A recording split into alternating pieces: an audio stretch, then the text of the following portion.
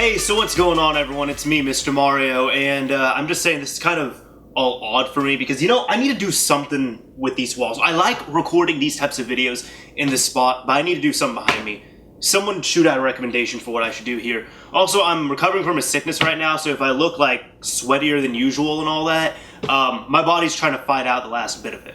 But I want to talk about this whole thing going on right here, and I thought of this topic for a bit, and it is... We're about 3 years into the Xbox One's life cycle. Now, what we are getting now is pretty good, I would say. Honestly, I'll say this up front. Out of all the consoles this generation, the 8th generation of systems, the Xbox One's my least favorite. Out of my favorite consoles, I think the Wii U is awesome. I love the games on there, and I've had a lot of fun with it. But my preference would be the PlayStation 4 because I've just been playing the most stuff on there. But the Xbox One, I don't know, it's been odd ever since, its inception, its release, and the changes, and I support what it's doing, but I'm just not as big of a fan of it. And a lot of people might think all of a sudden I switch sides or whatever, and the reality of it is, I tell a lot of people, because a lot of people thought that my main preference was Microsoft systems. If you're looking at this right here, I could see why you think that. It's actually not. While as I do like the Xbox brand, and the Xbox is actually this one, not this exact one, but the Xbox, the original one, was my very first game console. I've been more of a Sony person, even compared to Nintendo. I mean, Nintendo is awesome, don't get me wrong, but even growing up, I always thought the PlayStation was really cool. I was always fascinated by that system and by the exclusives that were on it. PlayStation 2, I love. The last generation, the 7th generation, was the only game console generation where I sided with a different company for my favorite system, which my favorite system at that time was the Xbox 360 for multiple reasons, and I did not like and still don't like the PS3. But this generation, I really like the PlayStation 4. So aside from Generation 7 of game consoles, my preference has really always been Sony, for whatever reason. But coming back to the topic at hand here, back in 2013, when the Xbox One was announced, it was going to be announced as your all-in-one media entertainment system. It was going to have 3 operating systems on it and all this other cool stuff. But there were some murmurings around, and it was stuff about DRM, and in case you don't know, that is digital rights management. Now, in case you don't know what that is, most things have a form of DRM. Whether it be something like, I don't know, you download a game, for example, on the Xbox One. You download a game on the marketplace right there, and you have to download it through a certain account, and it has to be licensed to that account in order to play it. And if you don't have the license to play that, or you don't have your system as your home system on there, you're not going to be able to play the full version of that game. These are also anti-piracy measures and several other things, just to, make sure people are not stealing a digital copy of the game. That's what DRM and digital rights management is.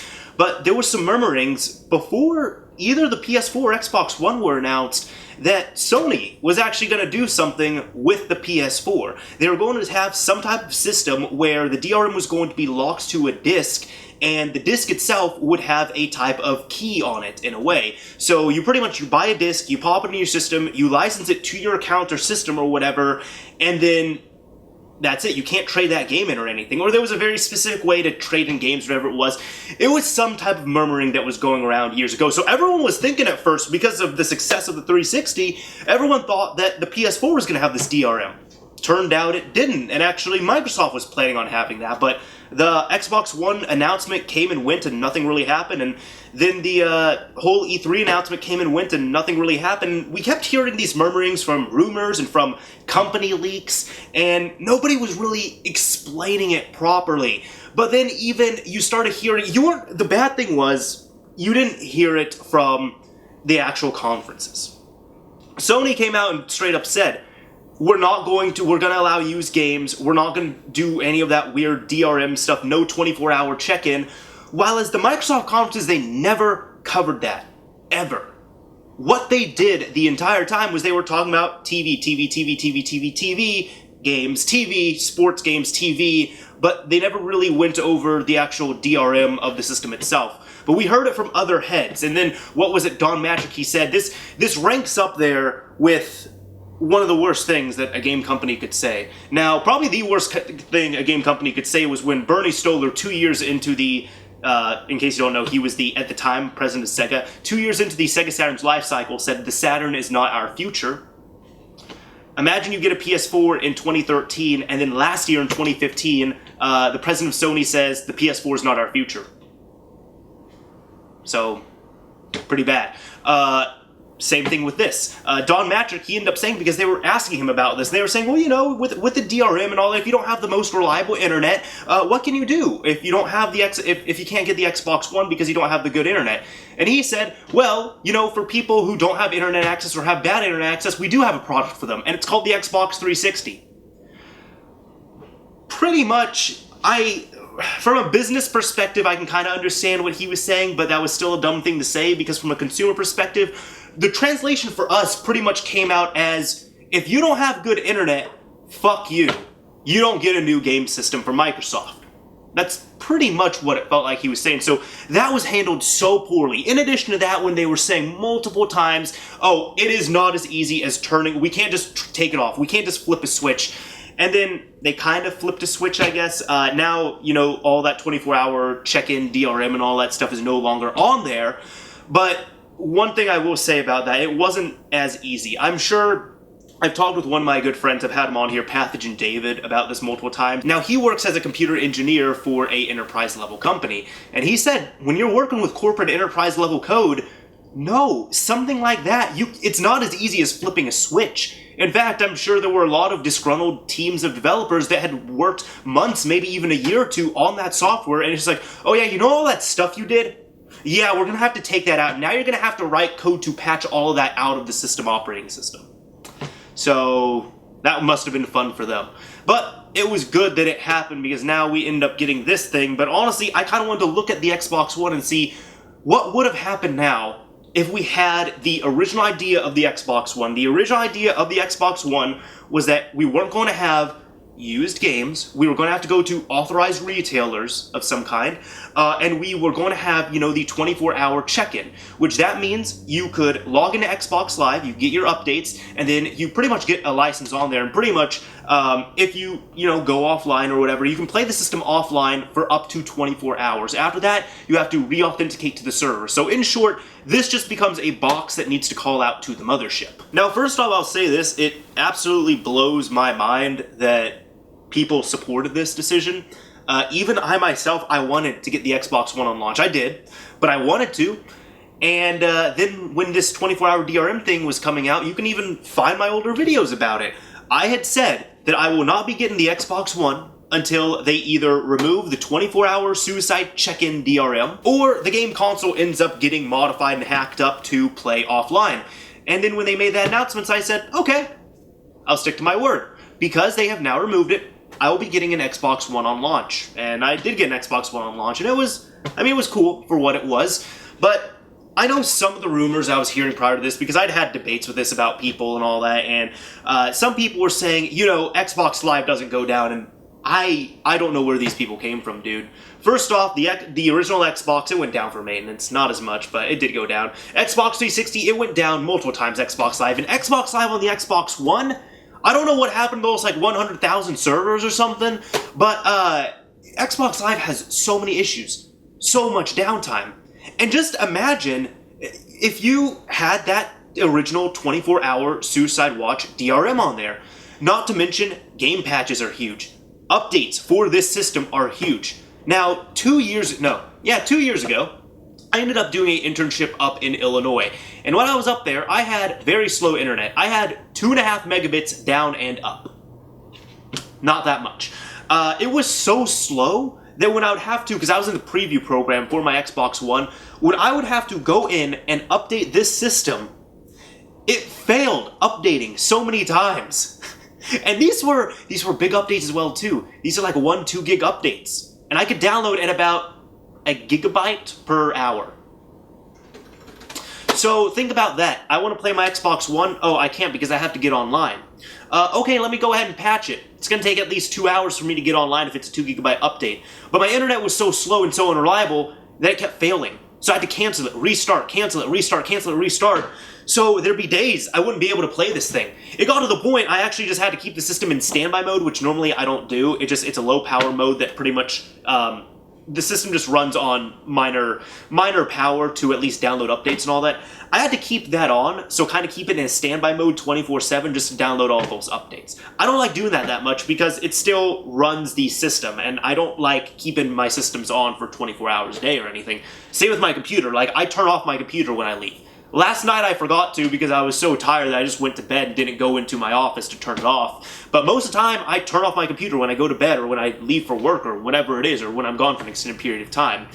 Now, the Xbox One, yes, it does have that feature in there where it can get the updates and all, but again, even in 2016, a lot of people still don't have the best internet for this. Now, the Wii U, they're able to manage it well enough on there. Like on the Wii U, on the PS4, you can get a system and out of the box, you can play it. You can play your games. There are updates on the game discs as well too, so you can update off there.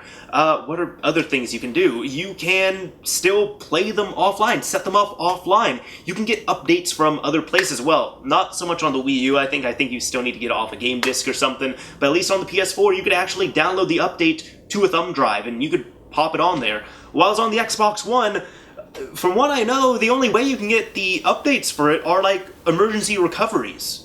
Aside from that, I don't think you can update off a disc. Someone let me know, because I've never tried it personally. And you can update off Xbox Live, but then that comes... a whole other thing comes into question, right? Now, I have these other two systems out here, because this system is pretty much dead. You cannot take it online. You can breathe new life into it through services like Xlink Kai or turning it into an Xbox Media Center or, doing anything of the sort. This system is going to be dying out in the next few years. Yes, we have backwards compatibility for the Xbox 360 on the Xbox One, but we know the Xbox 360 servers are going to be deprecated just like the original Xbox servers. And this system is eventually going to die off as well too. Now, we've seen this with some other games. I know on the original Xbox, Phantasy Star Online, from what I know, you cannot play it at all. Ever. Because it requires Xbox Live and it requires that authentication. If you have a copy of Phantasy Star Online, to my knowledge at least, you pop it in your Xbox One, the true Xbox One. You pop it into your original Xbox. It will try and connect out to Xbox Live to authenticate to the PSO servers. They don't exist. So you have a fancy looking disc. The Xbox 360 right here. There are plenty of games that you can still play offline for. There's going to be some other games as well, too, that you won't be able to play when you get online later on. Now, one of them I could think of right here is Destiny. Now, granted, I have the Xbox One copy right here, but we've already seen irreversible changes on here. Now, this is an online game that you can kind of play single player, but even to play single player, to just play by yourself, you have to have an online connection. Eventually, these servers are going to go offline, right? And to some people who doubt it or anything, we saw it recently with, what game was it? Final Fantasy XI. Final Fantasy XI on the PlayStation 2. Yeah, the PlayStation 2. Not the PS3, the PS2. Was the last online official PlayStation 2 game. The servers got deprecated earlier this year. So that means you cannot play that game online anymore. They got deprecated in like April, I want to say. But up until that point, you could still play them. And that was the last official online PlayStation 2 game that you could play. So now if you have that game, you can't play it anymore, even if you have the disc and everything. And the same thing's going to happen with Destiny, because if you don't have Xbox Live, you cannot authenticate to this. And the irreversible changes I'm talking about are, the first year this came out, when this game came out on launch and everything, Peter Dinklage voiced the little ghost in there, the Dinklebot. About a year later, they end up changing it, which is like, okay, cool, but what if you want to experience Peter Dinklage? Even though technically all of his lines are recorded and they are physically on this disc, like Peter Dinklage is literally on this disc, you can't have the Dinklebot as the ghost anymore. Because it's been patched. It's just been patched out of the game. You can't change in the options, you can't access it or anything. And even I remember it was funny because one of my friends, when I told her about that, I told her about the change, she's just like, oh, yeah, you can. And I asked, okay, how? She said, well, just remove the updates and play offline. I said, no, that's not how Destiny works. If you remove the updates and play offline, it's going to attempt to authenticate to the Destiny servers and you'll never be able to get on there. So now I'm just talking about that online game, right? But imagine this scenario right here. So when the Destiny servers eventually go offline, that game is garbage. That's it. That's it. Imagine that with every game.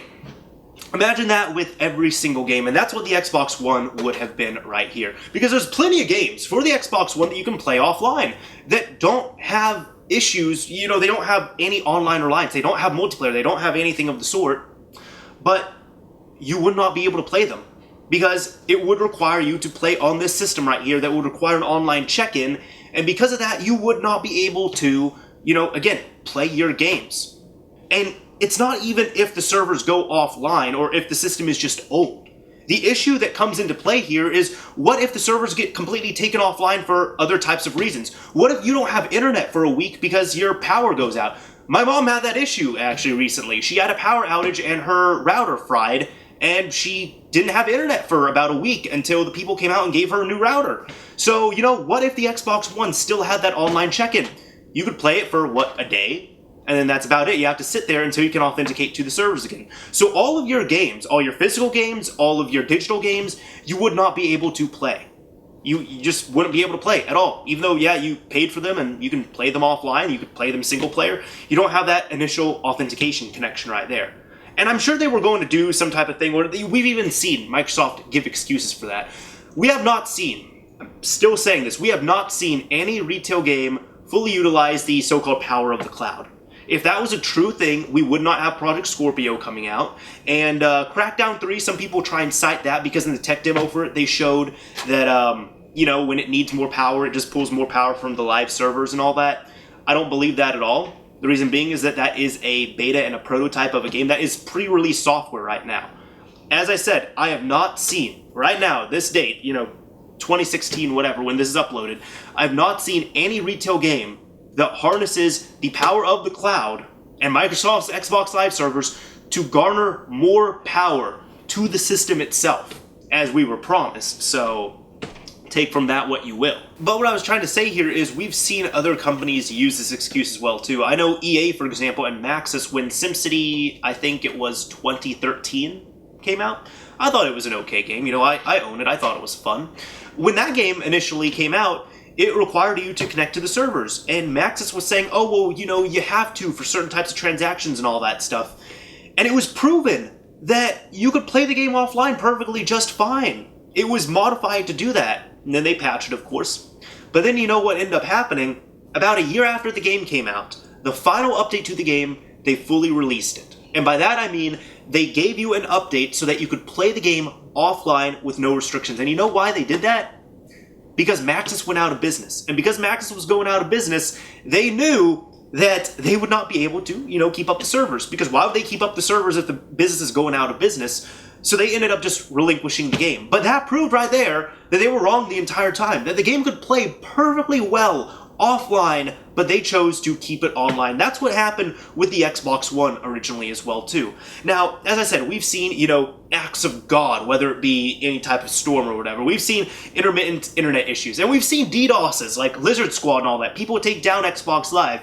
Even one example of this was, I remember, the year Xbox Live went offline. I think it was like Christmas of 2014. I had there was a family visiting us, and I gave their kid a Xbox 360 that I had as a Christmas present. And I remember he wanted to get online and everything, so he hooked up the 360, and he was trying to get online, and he calls me over, he's like, Danny, I can't get online. And I'm like, wait, what are you talking about? You should be able to get online. So I go over, I'm checking it out, Xbox Live fails to connect, and I'm like, oh yeah, Lizard Squad's happening. I checked my news feed, Lizard Squad was DDoSing the server, so I said, oh, well, you can't get online today, it's fine, just play some stuff offline. So you know what he did? He made an account offline, he popped in a game, it fired up, that was it. He was able to play the system perfectly offline. Even now, this system, you cannot do that. When you first get the system, you have to download a update, which will initialize everything, which I still, for the love of God, don't understand why you have to do that. I don't understand that. Like, if you fully reset the system, you have to download that update, which they say removes all the DRM and everything off there. But I don't know why they haven't made a variant on there where you don't have to make it. I think even on the Xbox One S, I haven't heard any changes from that. So I don't know if it's just something like way rooted into the kernel of the operating system itself on the Xbox One, but it's still there in some way. But again, I'm trying to look at it from a principle perspective right here. Because honestly, I don't think the Xbox One would have been anything really if it stayed with that original vision. Not only worldwide, it didn't have, it just they didn't give that welcoming impression that these other game companies do. Game companies are in it for the money, don't get me wrong, but at least Sony, they're just like, yeah, we're for the gamers. Nintendo's more like, I can't really say they're for the gamers because, I mean, they're taking so much stuff down on YouTube and fan projects and all that stuff, but Nintendo, that's a whole other thing. Nintendo's more like, yeah, we're gonna be making kid-friendly games and all that stuff, and family-oriented games, and, I mean, that's cool, you do you. And then Microsoft is just like, no, we're gonna control your entire experience. And they realize people really don't want that. People aren't ready for it. And I don't know if people ever will be, and I hope that people are not ready for it. I think what they were trying to do as well, too, with that, was they were just trying to completely centralize it, and you could see now they're turning Xbox into a PC brand. They're just turning it into a brand, and it's going to be, on the PC and all that. And they were just trying to mimic that. I mean, even on PC now, if you are offline for long periods of time on PC, you're not going to have a good experience. I wouldn't recommend PC gaming to anyone with a bad internet connection, honestly. But that's just kind of the way of the beast. And I think that's what they wanted to change the Xbox branding to, because PC wasn't always like that. You could buy games and play them offline and run them just fine, but then it's gotten, in the past few decades, it's gotten to the point where you've had to download all the updates and all that stuff. I mean, hell, even from what I know, Metal Gear Solid 5, if you bought a physical edition on PC, the disc itself, the only thing it had on there was a Steam installer. You pop the Steam installer in there, you install Steam, and you have a CD key, which is your Steam key, and you register it to your Steam account, and you download it from there. It's getting to the point, yeah, you literally just, you buy an actual DVD case, and it's just a Steam key in there. That's all it is. But that's how PC is, and that's a whole other beast. And I just don't think people were wanting this from a console. I don't think it needs to be done on a console. And again, another example here I'm going to bring up. Now this right here, I decided to pull it out because this is Silent Hill on the PS1. As you can see, completely legitimate game. I went out, purchased it myself and everything. One of my favorite games, right? Great game. This is the PS1 right here. Now, I'm going to play this game later today. I don't know, I kind of feel like firing it up and playing it. But imagine if, let's look at this, right? The PlayStation 1, it came out in 1995. I would say it was probably dead, completely dead by like 2001 or so, a year after the PS2 came out. I think we can all agree that it's dead as well too, due to the fact that the PS2, as I said, 2016, the last officially running online game went offline. So it had a good 16-year run. So if the PS2's online support is dead, any type of, let's say, imaginary online support the PS1 would have had is going to be dead as well. Now, this is a single-player game. That's it. There's no multiplayer. It's just a completely single-player game, standalone game. That's all it is. You pop it in, you can play it. Imagine if the PlayStation 1 ended up having this, right? Where I go to a thrift shop or whatever, I buy one of these right here in 2016, and I hook it up to my TV, and it's useless. Because it requires some type of check-in authentication to a server that has been long deprecated. And this game that I ended up picking up and paying for, and somebody years ago ended up paying $40 for brand new with a label and everything, and, straight out of the package, this game is also useless, because I can only play it on this system right here, which would require some type of online authentication. Now, thankfully, we don't have that. What I'm trying to say here is, this wouldn't be too far off from the Xbox One, from this system right here, that I'm thinking of. Because that's what it was going to be aimed at, you see. Because, see, the original Xbox, you can still play offline. 360, although it's changed quite a bit, you can still play it offline. PS1, you can always play it offline, it's fine. The Xbox One, it was literally going to be that system that it was going to come out, be reliant on online capabilities completely, and in 10 years' time, you weren't going to be able to play it.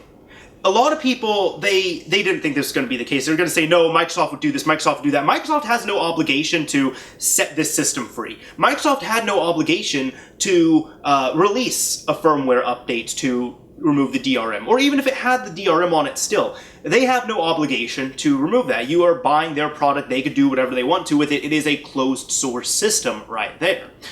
But again, you just have to think of it in perspective like this, because a lot of people have trouble thinking so far into the future because this is now, this was in the past. But again, just imagine, you could pick these systems up for quite cheap at thrift stores and all that. Imagine if a system like this had that DRM on there. You pick it up, this is a paperweight. This is just a cool looking paperweight, that's it. And this disc right here, this is a really cool looking coaster.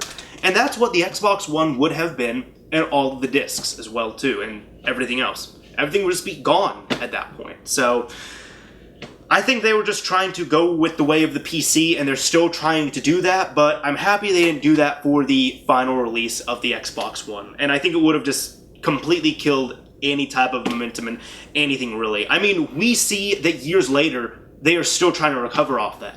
Because there are people who will say, I won't get an Xbox One because look what Microsoft did in 2013. Yeah, but they didn't go through with that. Yeah, but they at least wanted to go through with it.